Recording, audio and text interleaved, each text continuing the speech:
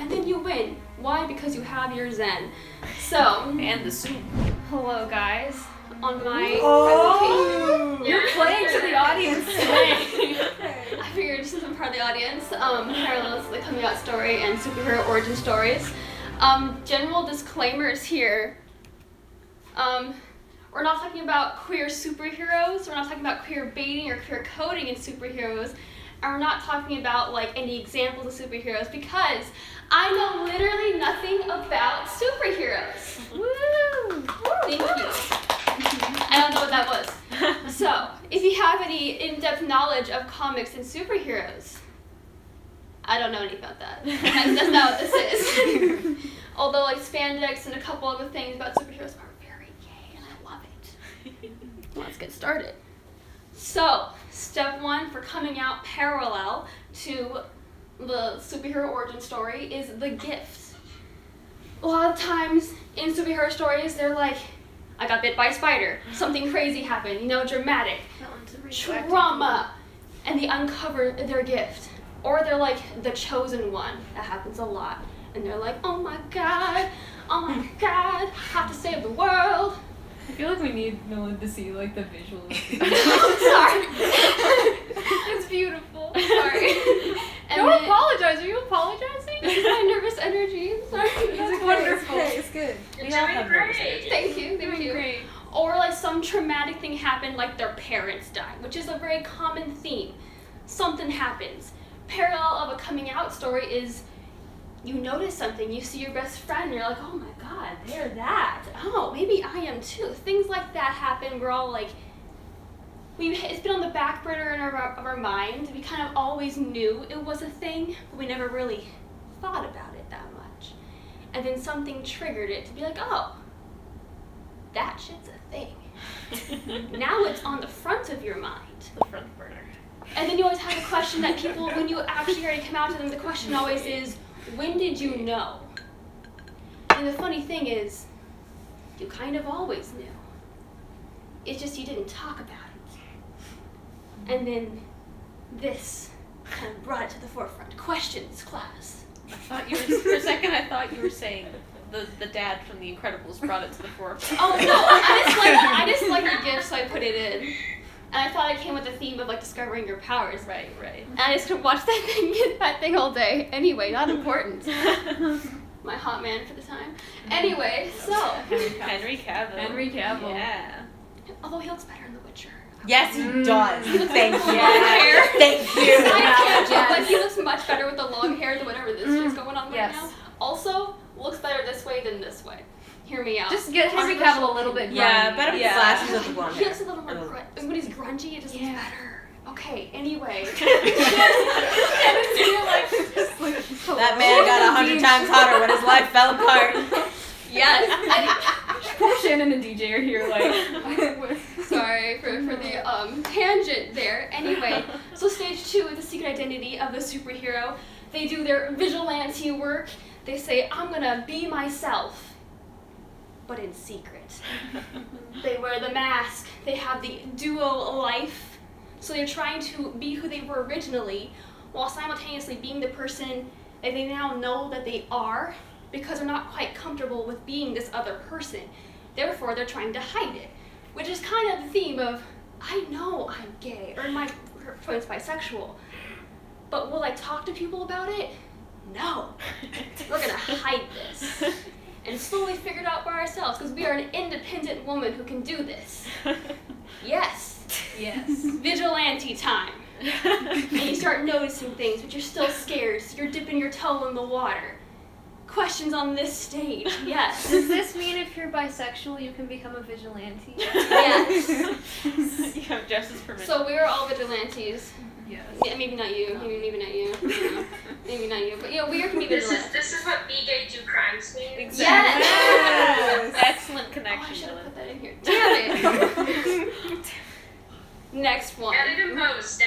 You got it. In post. It's in post. Next stage is the double life, taking on more risks, figuring out who you are and being like, I really like this other me. The superhero you. You're sneaking out of your room to do fun things. Let's not talk about that.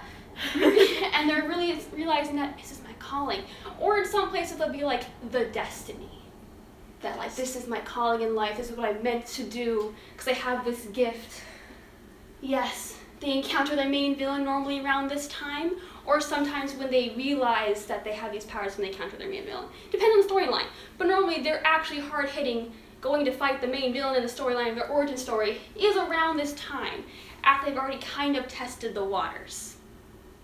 Now, correlation to a coming out story is you've been testing the waters, figuring out what you like, what you don't like, and you're gonna take on more risks. And you're thinking, maybe I can just be this person all the time. But then you don't want to be because you're still very scared. Yes? So now you have cemented these two identities in your brain, and you differentiate between the two with a wall that you don't want to cross. Making sense? With a superhero, you can't cross it. I'm hoping this is making sense in the brain, because it made sense in my brain. I made this 4 hours ago. Spider-Man's a good example. Yeah, Spider-Man is a good example. Yes, do you know how many times I googled like images for Spider-Man, and all of them were really ugly, and I couldn't find a good one. He's just a man. Spider-Man is trans. I won't elaborate. Spider-Man's trans. I agree. You want to build on that tangent? You totally can. Because I have not researched that, because I don't know that. But it actually makes sense. Sorry, I'm processing. Now, the crisis. This is the moment where they take on too many risks, and they say, hey, I'm just going to be this person all the time, and they go fight the villain, because they're like, I am amazing, I can do whatever I want forever. And they took his advice. Anyway, and then they fail. Something bad goes wrong. There's always a dark spot in the origin story, which normally in parallel to coming out story is you try to come out to somebody or something happened, you took a risk, and then did not go as planned, and now you're like, fuck, what do I do? Everything's going to shit. Happens often. So it's the low point in the journey. You're questioning both identities because you have this parallel between the two, but they're very different in your brain. And now they're kind of meshed together, you're not sure what to do with them, and you're like, maybe I should just scrap them both and be the person I was before. But the problem is, you can't be that person. You've definitely changed over the course, and you've noticed this. And you can't go back, even no matter how hard you try. Which, again, a lot of superheroes try to like cement themselves back into their old life and be like, whatever happens, I'm just gonna go about my day now. I can't do this anymore. But like, it feels very off and very weird. It doesn't feel real. It feels very fake. Coming out. You now know you can't go back anymore. It's out there, but you just don't know what to do. This is going to be a very short presentation, by the way. Unless I ramble for another 2 hours about this. So then, there's the spark stage. I made all these stages up myself. There's actually no legitimate stages. This is your dissertation, isn't it? Thank you. So this is when the villain seems to have won because the hero is defeated, and you're just kind of going about your daily life. The hero just kind of, I'm going to try and forget about it all. But then the loved ones, I love this image, it makes my heart hurt. Anyway, I love that part of the movie.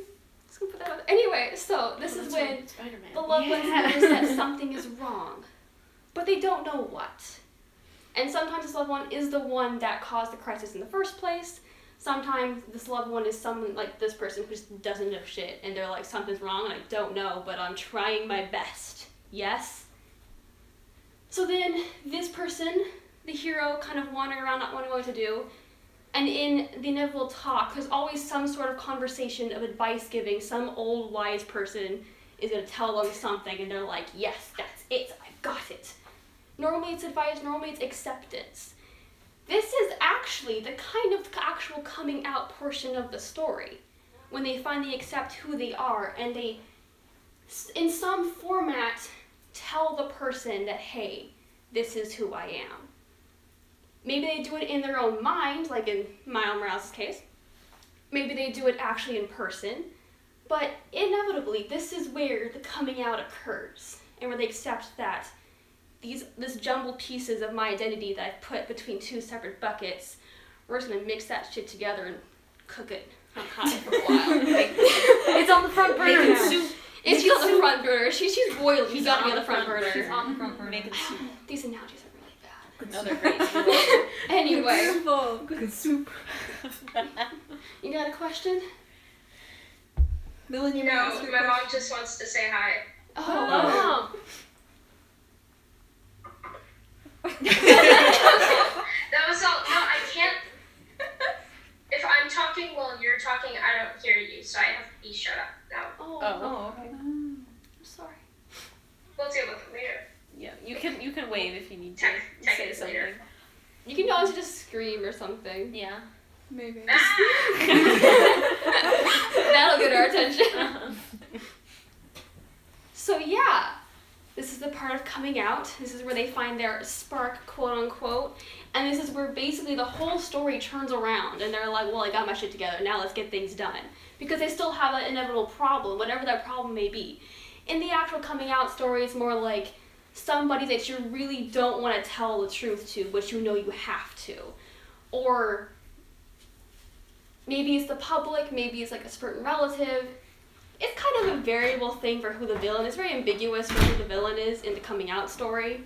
But in terms of the superhero story, it's usually obvious. Somebody trying to tear down the city, or destroy the universe.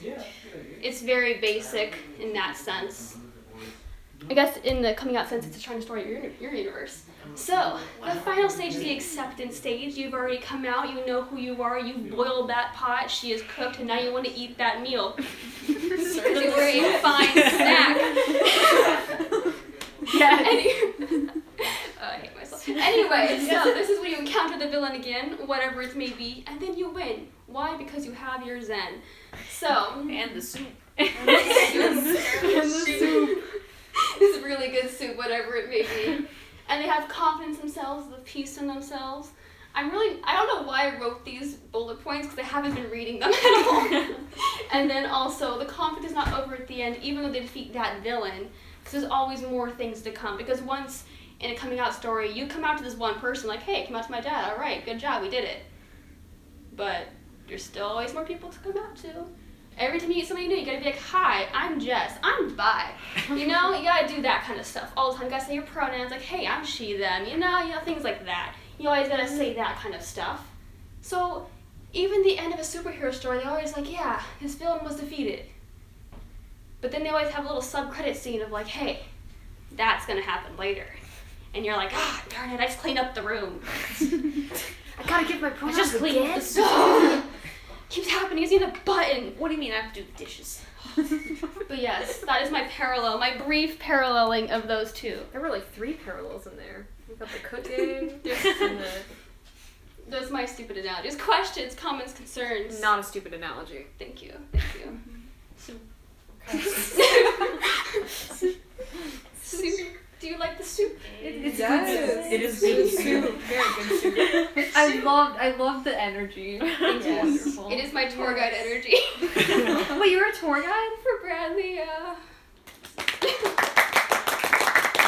Thank you. You did fantastic. Where was your entrance? I don't know. You guys are doing great. So-